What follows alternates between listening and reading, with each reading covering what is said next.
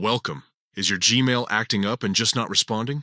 Don't worry, it happens, and getting it back on track is usually pretty straightforward. This guide will walk you through simple steps to fix your Gmail when it's not responding, whether on your phone or computer. First, let's try the quickest solution.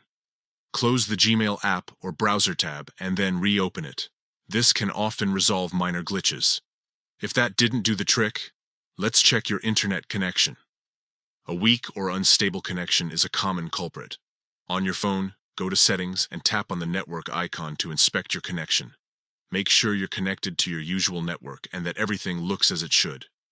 If you're on a computer, check your Wi-Fi or Ethernet connection.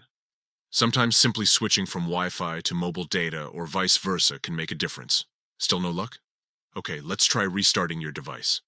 This might seem basic, but restarting can resolve a surprising number of issues.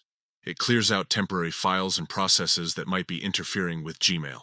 Once your device is back on, open the Gmail app again.